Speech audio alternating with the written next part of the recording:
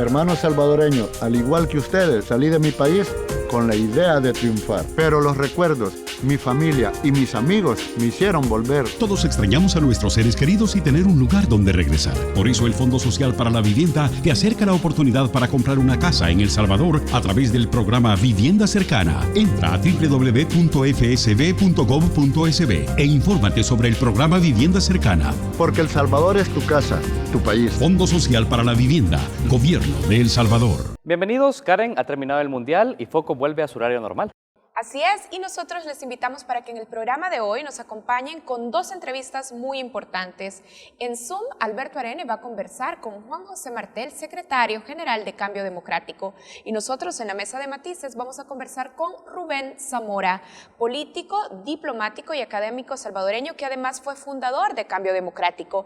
El tema de las entrevistas es la alianza que Cambio Democrático ha anunciado con Nayib Bukele para buscar la silla presidencial en 2019. Así es. Les recordamos que este y otro contenido pueden encontrarlo en nuestro sitio web focostv.com.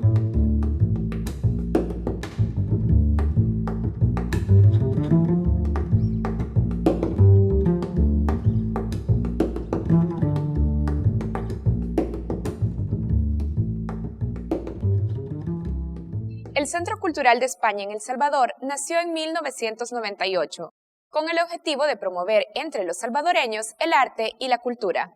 Dentro de sus aportes destaca la creación de espacios como la Casa Tomada, un lugar para la creación, producción e investigación, cuyo fin busca la apropiación artística, el nacimiento de nuevos medios de expresión con apertura a voces plurales de la cultura nacional. Les invitamos a conocer en este Retratos el legado cultural de 20 años en El Salvador del Centro Cultural de España.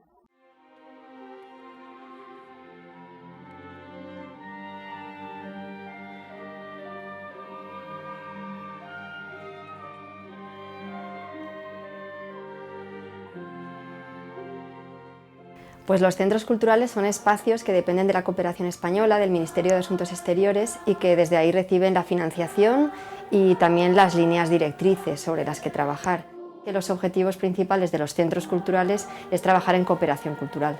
De alguna manera lo que se trabaja es cómo un espacio cultural puede hacer también de colchón, de instrumento de comunicación entre barrios que están limítrofes pero que no se hablan, cómo puede a través de la cultura integrar a estas dos comunidades y que puedan trabajar juntas, potenciar lo que sería la creación colectiva, la gestión colectiva de lo cultural.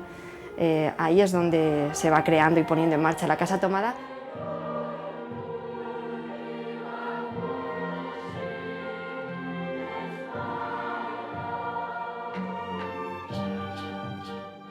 El Centro Cultural tuvo primero unos años de transición cuando se pone en marcha en los que dependía directamente de la embajada y ahí se empezó a dar a conocer, pero no se hicieron grandes proyectos, tampoco había gran financiación y sobre todo donde empieza a trabajar mucho más a fondo es con el primer director, con el nombramiento de Juan Sánchez.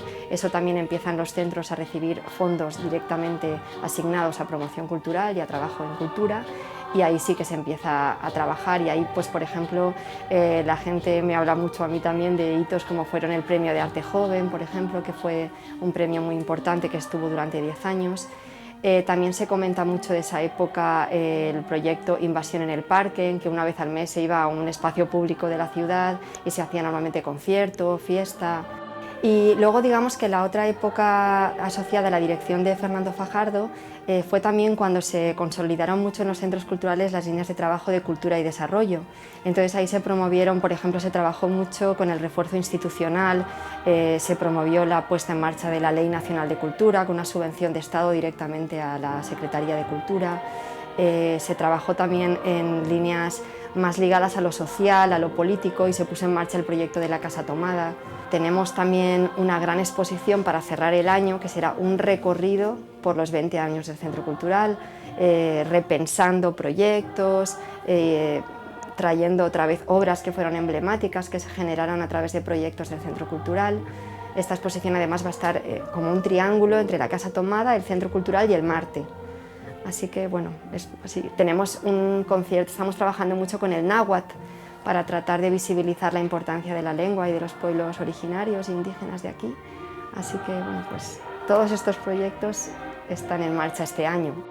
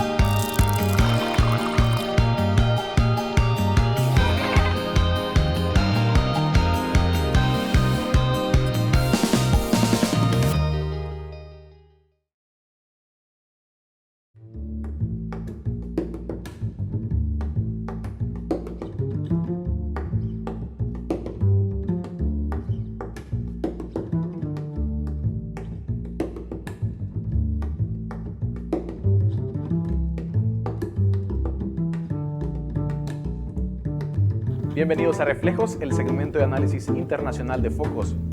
El magistrado de la Suprema Corte de Justicia de los Estados Unidos, Anthony Kennedy, anunció su retiro.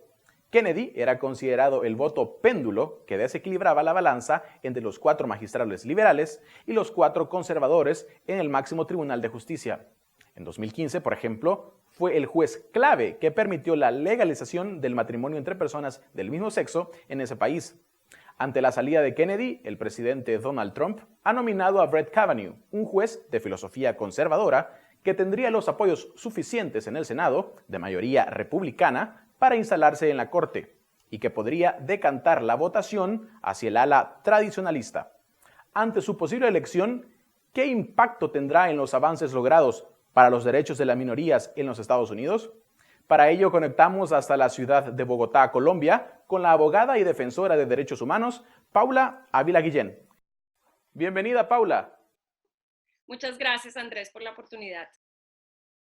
Bien, ante una probable configuración mayoritariamente conservadora en la nueva Suprema Corte de Justicia de los Estados Unidos, ¿en qué situación quedan las conquistas logradas en beneficio de las minorías? Entiéndase en temas como el matrimonio igualitario, los derechos de las mujeres y también de los migrantes.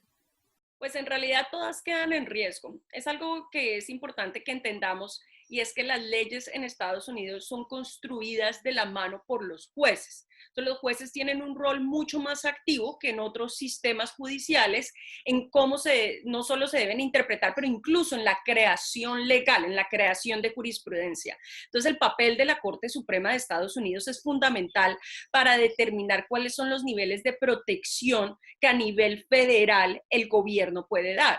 Y uno de los riesgos más grandes que son evidentes son 2 de los que acabas de nombrar: los derechos de las mujeres, sobre todo el derecho a la autonomía, y el matrimonio igualitario, porque estos derechos, estas conquistas fueron conquistas que se lograron a través de jurisprudencia de la Corte y no a través de leyes que fueron aprobadas por el Congreso. Entonces, ahora queda como la labor y el deber que tienen los estados, al ser Estados Unidos un sistema federal, de proteger estos derechos, incluyéndolos en sus legislaciones estatales, para que así de una u otra forma el resultado de lo que suceda en la Corte no sea tan grave o tenga una afectación tan grande.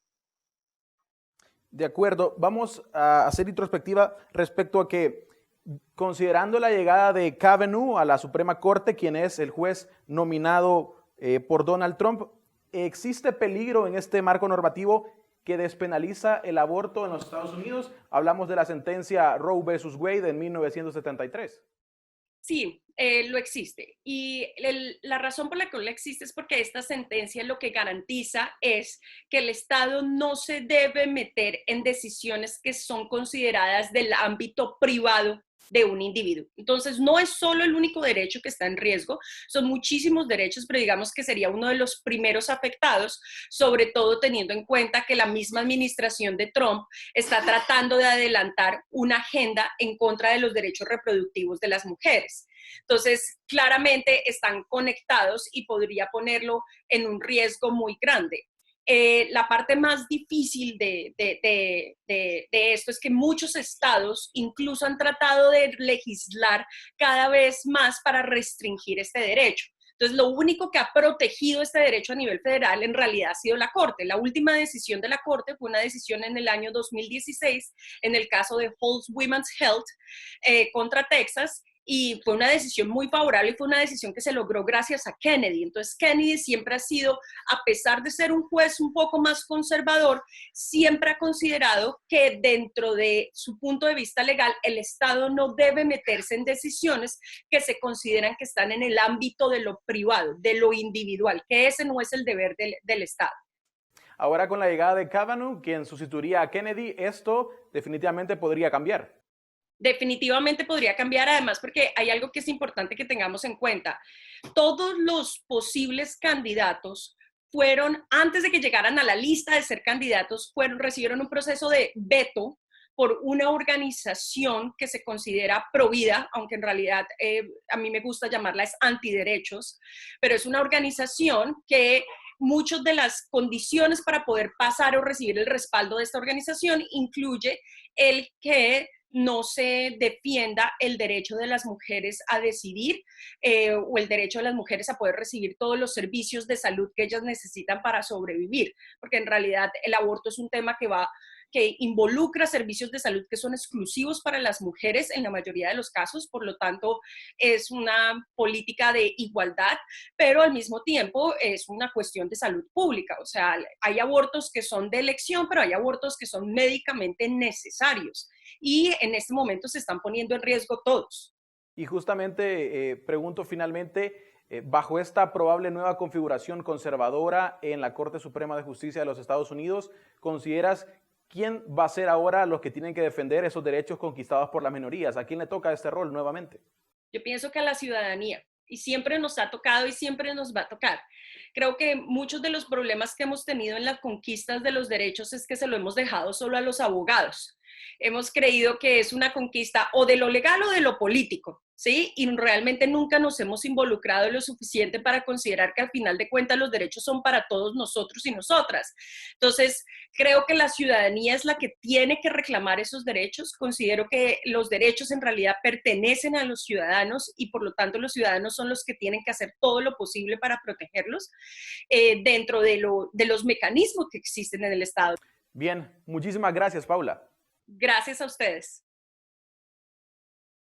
Bien, con esto concluimos nuestro segmento internacional Reflejos, recordándote que puedes ver este y otros análisis internacionales en focostv.com. Ya volvemos.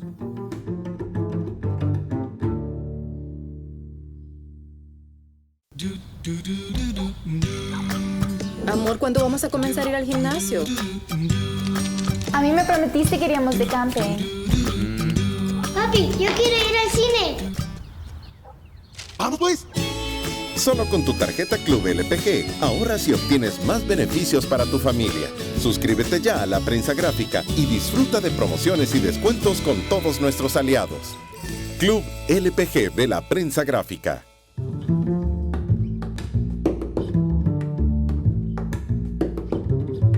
Bienvenidos a Prisma, el segmento de análisis de datos en focos. La cantidad de familiares de origen salvadoreño, guatemalteco, hondureño y mexicano detenidos en los primeros 6 meses del año en la frontera sur de los Estados Unidos se ha duplicado respecto al mismo periodo en 2017.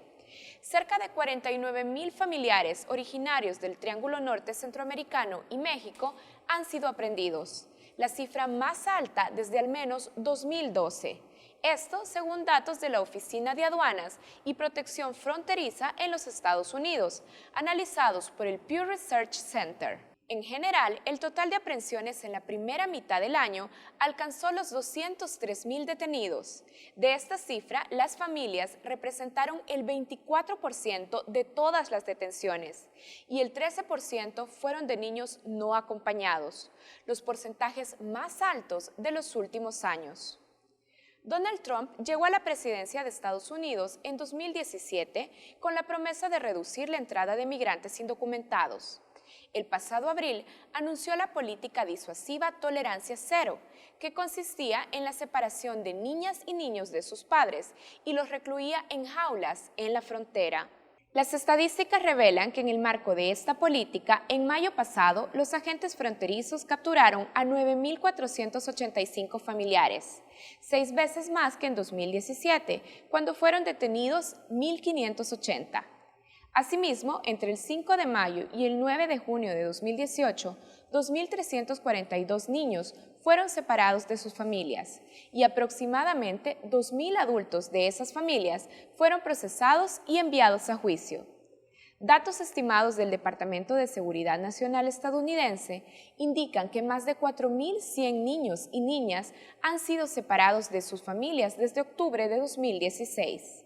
El costo político presionó a Trump a cancelar esta medida a finales de junio, cuando se registraron 9.449 familiares detenidos solo en ese mes. En este mismo periodo, el total de niños no acompañados detenidos en la frontera sur fue de 11.503. ¿Cuántas de estas familias detenidas son centroamericanas? En los últimos 9 meses fueron aprehendidos 66.000 familiares originarios de El Salvador, Guatemala, Honduras y México. En el año fiscal 2017, los familiares guatemaltecos detenidos fueron 24.657. Sin embargo, en solo 9 meses del año fiscal 2018, la cifra se elevó en 35%. Por el contrario, los familiares salvadoreños detenidos en 2017 fueron 24.122. Para el año fiscal 2018, esta cifra se redujo en 65%. En el caso de Honduras y México, las cifras se han mantenido en los mismos niveles, entre los 22.000 y 2.000 respectivamente. Estos son todos los datos que hemos preparado para ustedes en Prisma. Quédense con nosotros porque tenemos más contenidos en Focos.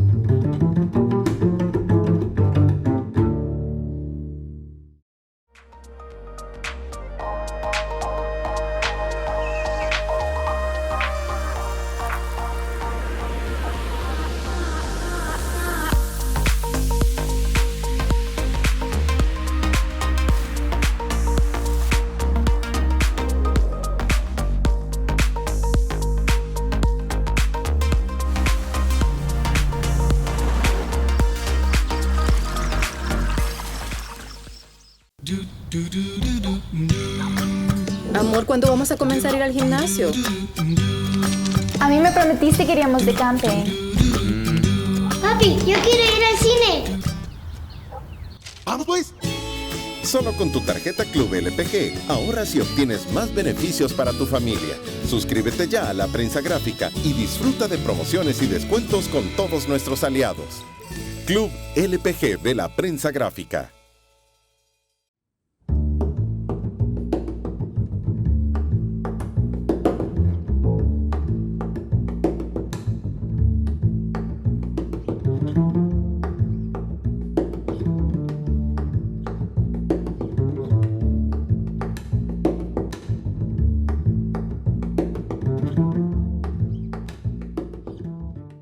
El secretario general de Cambio Democrático y diputado de la Asamblea Legislativa, Juan José Martel, conversó con Alberto Arene sobre la alianza presidencial con Nayib Bukele para 2019.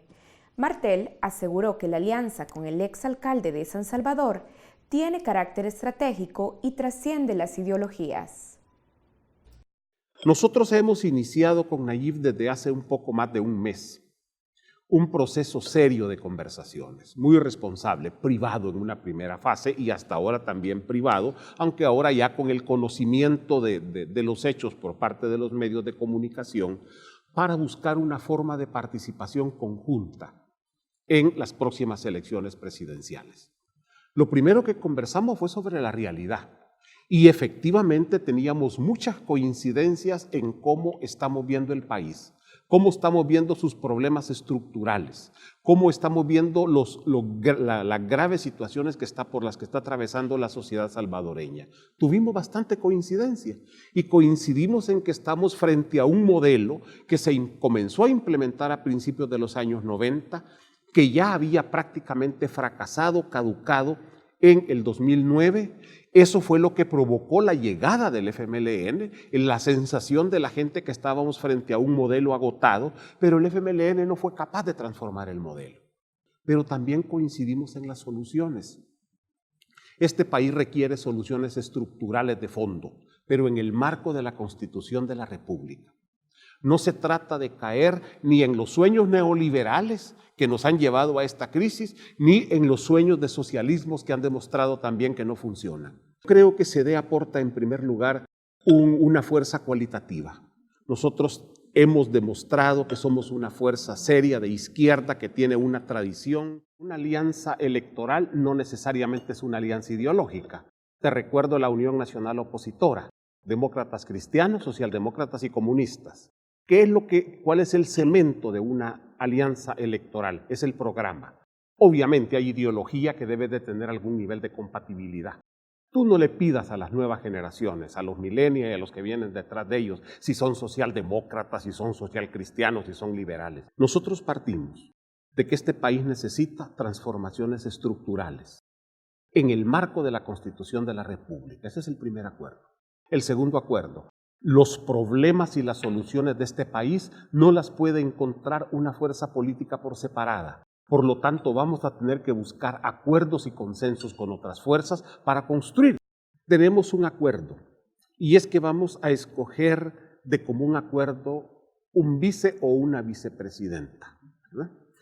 La idea es una figura que combine, que complemente con la figura presidencial, que obviamente comparta la visión de programa y la visión de país. Es algo que lo tenemos pendiente. No se trata de que CD lleva la cuota de la vicepresidencia porque van a ir de presidente. Gabinete de gobierno. Se trata de un acuerdo. Yo creo que ahí no se trata de definir, mira, te doy tal ministerio y tal otro. Lo que estamos hablando es de grandes áreas de gobierno, el área económica, el área de las políticas sociales, el área internacional, el área del desarrollo territorial, etcétera. En eso estamos conversando y en eso tenemos que buscar a las mejores personas, que si las tiene CD, van a ser CD. Si las tiene nuevas ideas, va a ser, y si no también nos vamos a abrir a otros esfuerzos, pero no estamos en un reparto de cuántos ministerios querés y cuántos quiero yo.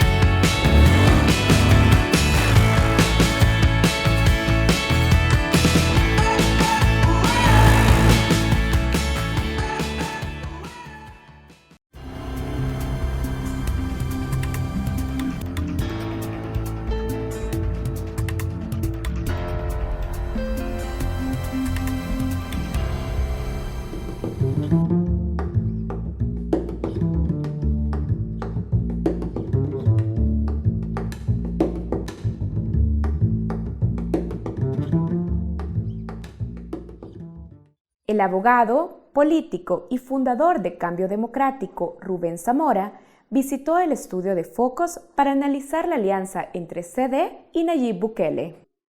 Zamora cuestiona que esta alianza solo tenga como objetivo alcanzar la presidencia. Exige un acuerdo programático y afirma que el populismo no es la forma de gobernar El Salvador. Cuando a mí me dijeron o cuando empecé a oír los rumores de que iban a llevar a Nayib, ¿verdad? Yo dije, ¿y esto qué es? ¿Verdad? Me parecía a mí una cosa bastante incongruente. Honestamente se lo digo. ¿Por qué? ¿Por qué le parece incongruente? Porque me parece que de Cambio Democrático, si se metía con Nayib, se lo iban a tragar primero. ¿Y se lo iban a tragar para qué? Nayib es un político que tiene un carácter bastante desarrollado de populismo. A mí los populismos no me parecen como la forma que el país necesita para ser gobernado. ¿Usted cree que para llegar a Bukele podríamos prescindir de poder tener claridad de cuál es la ideología del núcleo de principios y valores que orientan un programa de Nayib Bukele? Mire, primero hagamos distinciones. Una alianza programática significa una cosa muy concreta. ¿Qué voy a hacer en el gobierno? ¿Qué leyes me propongo? Una ley de aguas para privatizar, porque solo la empresa privada puede hacerlo. Retomo el término de Martel. Él habló de una alianza electoral. Electoral. Eso tiene que pasar por lo electoral, pero una alianza electoral para 5 años de gobierno que se termine el día de las elecciones es un insulto al pueblo. Honestamente se lo digo. ¿Por qué? Porque significa que yo voy a hacer para ganar nada más la presidencia. ¿Usted interpreta así las palabras de Martel? No la interpreto porque inmediatamente él dice, no necesariamente tiene que ser de la misma ideología. Hasta ahí sí lo acompaño. Las ideologías en una alianza no necesariamente tienen que ser iguales, porque si son iguales, ¿y para qué diantres están separados? Tendrían que actuar igual siempre. Tiene que haber, hay diferencias ideológicas aquí en Europa. ¿Ve una alianza programática o ve una alianza más por interés de votos con lo que se ha configurado hasta ahora? La alianza está ahorita igual que Nuevas Ideas, que dicen nuevas ideas, pero nadie sabe cuáles son sus ideas. Bueno, han hablado de alianza, pero yo estoy esperando cuándo van a firmarla. Si la firman para la elección y lo que se reparten es el dinero que les va a dar el Estado, la deuda política y todas esas cosas, perdónenme, yo eso no lo puedo aceptar nunca, porque esa es la alianza que termina el día de las elecciones. Construir propuesta de programa de gobernar un país pasa por la concepción de un criterio de ideología, de cómo entendés vos esa sociedad y qué tipo de política pública crees que es la más correcta para eso. Cuando Juan José Martel nos dice esto, entendemos que él está dando por asumido que la visión de Bukele realmente coincide con el diagnóstico del problema y la respuesta del problema del país que tenemos. No sé, yo no puedo juzgar qué es lo que dijo, ni usted lo puede juzgar, pero sí le pregunto su opinión respecto a esto, porque me parece muy relevante que usted... Que yo voy a hablar, y por eso yo no digo mala, buena ahorita, porque yo estoy esperando que salga el papel de ellos. Me han dicho que va a haber un documento escrito, firmado, y les dije yo, ¿y va a ser público o no? Porque si no es público, no vale. Ya, el día en que salga, vamos a ver. Si lo único que dicen es un saludo a la bandera, ¿verdad? Que vamos a respetar la democracia, hacer el bien por el pueblo y todo eso, y por eso nos aliamos, perdónenme ese cuento, lléveselo a otra parte. El señor Bukele ha dado una declaración diciendo que él se siente más cercano al pensamiento de cambio democrático. Bueno, hay que ver si lo demuestra cuando nos vengan el planteamiento. Y allí sí vamos a tener que dar un juicio. Por eso yo hablo de programa mínimo. A nadie le podemos pedir que haga el programa de toda la campaña, para toda la campaña presidencial en 3 semanas. Pero sí algo que diferencie el hecho de que Bukele como candidato y Cambio Democrático como el partido que lo lleva y pone la candidatura, que estos se están comprometiendo con el pueblo con cosas concretas y reales.